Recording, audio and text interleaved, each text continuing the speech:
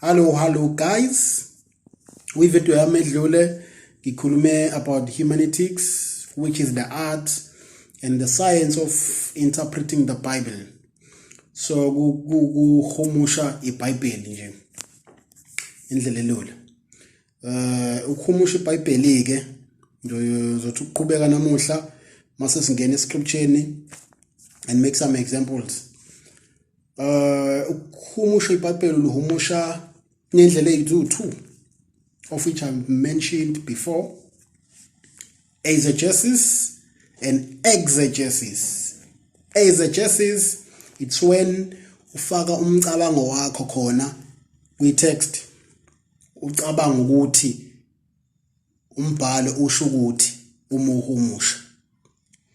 Isizathu ukuthi wenze lokho ingenxa ukuthi awufundanga kusukela ekuqaleni ukuthi umbhalo bebhala ethini wehle emavesini alandelayo nadlula lawo, meaning awufundanga nje the whole chapter or the whole book.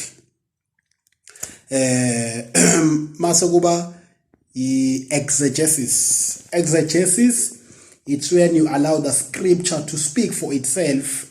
iBhayibheli izikhulumela lona.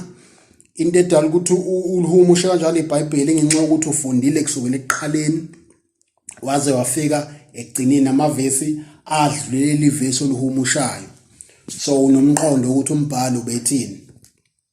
Okay, ngizokwenza nje example.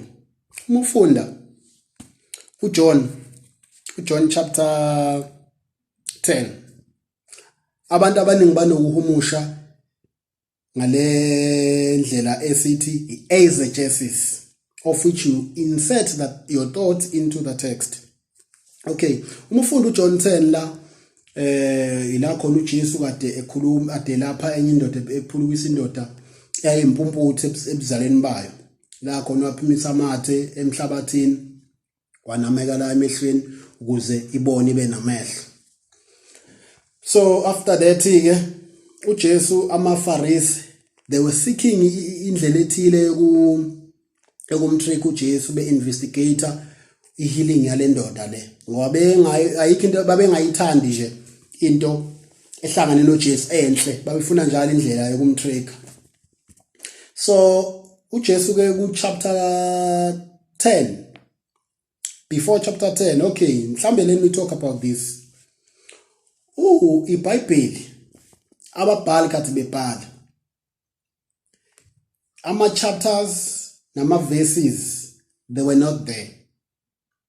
Aze ngomqondo omuhle wona ukuthi into ibe organized into yethu. Yabo umufunda nje awufunda into engapheli, kodwa kuba nesigaba sama-chapter nama-verse wazi ugcinephi yonke, kwenza ukuthi kube organized, inomqondo omuhle. Khathi belicompiler bafaka ama-chapters and verses. But i-problem ibe sekutheni thina mase siyakumisuse lokho noma singaqondi sikusebenzise ngendlela errong. Ukuthi verse 10 la doesn't mean ukuthi umbhalo ube khuluma ngoverse uqale la ukukhuluma. Qale from previous verses. Njengawo nje John 10 lo uJesu ukuthi ukhulume indaba le eqala from previous chapter. Ngenza isibonelo nje. Uma ufunda uRomans chapter 8 verse 1 uthi ngakho ke akusekho ukulahla kwaba kuKristu uJesu. Obviously akekho umuntu ongavele eqhamuza ukuthi ngakho ke therefore there is now no condemnation to those who are in Christ Jesus. Kusho ukuthi there was something abakade ekhuluma ngayo. Therefore now, so le nto leyo ubekade ebeka istage, now usezokhuluma based on what was talking about in previous verses. So injalo indaba. So ngize lana ke ku-example yami ukuthi uma ufunda la uJohn chapter 10, let me start nje verse 1. Uthi uJesu lama ekhuluma ebhekise kubaFarisi uthi, I tell you the truth, the man who does not enter the sheep pen by the gate but climbs in by some other way is a thief and a robber. Khuluma ngomuntu ke la ungangena ngesango, ongena ogxumile, ongena ngenye indlela. Uthini? Uthi umphangi nesela. Yezwakala? Alright.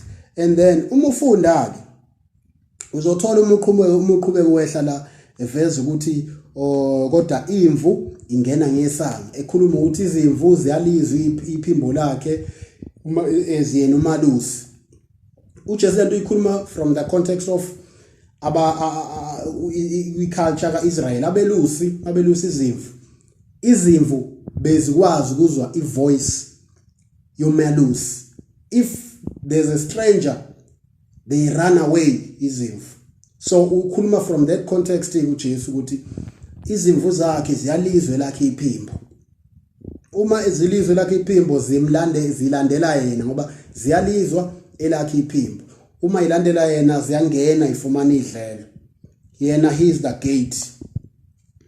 Uma ufunda ke la le example engifuna ukuyenza ke la esibheke khona uma ufunda verse, let me start from verse 7. Uthi uJesu, therefore Jesus said again, I tell you the truth, I am the gate for the sheep. All bonke who ever came before me were thieves and robbers, but the sheep did not listen to them. Usiyaveza ukuthi mina ngiyisango lezimvu bonke abafika emva kwami ngakafiki mina. Uthi baba phangi namasela. Uthi kodwa izimvu azibalalelanga.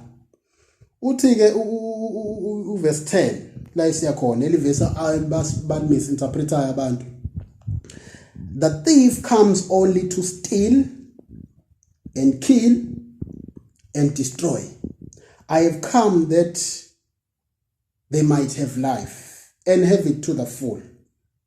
So uJesu ke la uyaveza ukuthi ke uma ukhuluma ngobani, he's speaking about the Pharisees because they were not authorized by God ngomsebenzi abewenza.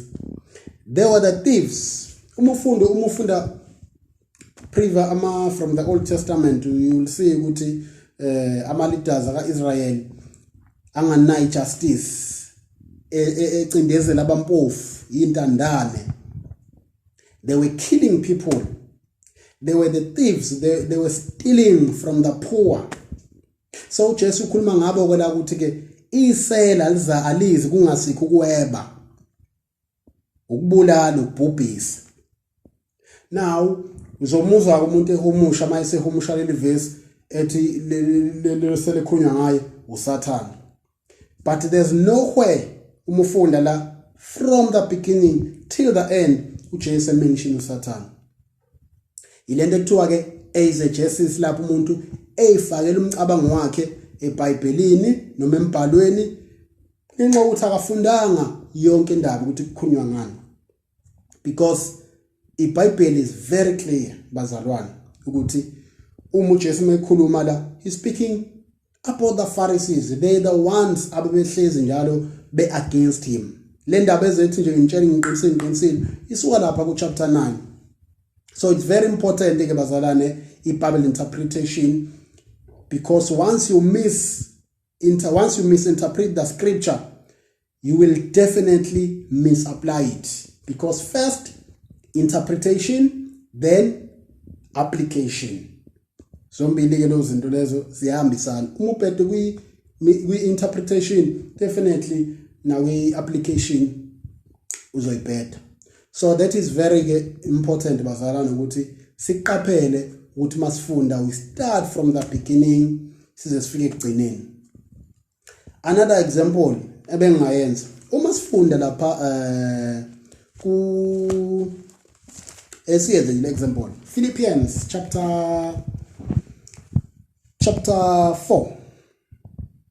Paula is writing this letter after a long time engatholani kungekho communication between yena nebandla lasePhilippi. Is a prison letter ubhale woshiwe about 10 years bengatholani. So they had an opportunity now ukuthi bemnikelele izipho usiyebabhalele lethu yababonga ke manje. Ukhuluma kanje nakhe ake sifundeni ke just ngenza example yoku misapply i-text noma i-scripture from verse 10 Philippians chapter 4. I rejoice greatly in the Lord that at last you have renewed your concern for me. Indeed, we have been concerned. Uyajabulisa uPaul lokhu ukuthi abazalwane babe concerned ngaye. So sekuyamjabulisa ke lokho kakhulu uthe ekugcineni naze nalithola naleli thuba lokuthi nibe concerned. But you had no opportunity to show it. Anibanga nalo ithuba before. They wanted to, but they did not have an opportunity to show it. I'm not saying this because I am in need. For I have learned to be content. Ngikusho lokho ngoba nakho ngiswele. Noma ngisesidingweni. Ngokuba ngifundile ukuneliseka whatever the circumstances. Noma ngabe isiphi isimo ngifundile ukuneliseka. Verse 12. I know what is to be in need. I know what is it to have plenty. Ngiyakwazi ukuba notho ningi, ngiyakwazi futhi ukuba sesidingweni. Kusho ukuthi ngifundile zonke izimo. Hayi ngobe ngiswele ngoba nakho mhlambe anithola ngithuba before all these years. I was no I ukuthi bengi desperate, ngi worried. No. I've learned to be content. Uthi I have learned the secret of being content. Ngifundile imfihlo yokuneliseka in any and every situation, whether well-fed or hungry, whether living in plenty or in want. I can do verse 13 ke lo abamisapply abantu. I can do everything through Christ who gives me strength. Ngiyakwenza konke ngaye uKristu ongiqinisayo. Uma ulifunda kahle ke leli verse ke simple. uPaul usho ukuthi ufike ethi ngifundile ukuneliseka noma ngabe siphi isimo, ukulamba, ukusutha, ukubusa, ukuba phansi. Meaning I can do all things through Christ who strengthens me. I can go through poverty ngoKristu ongiqinisayo. Angikho desperate, angikho worried, there is no anxiety.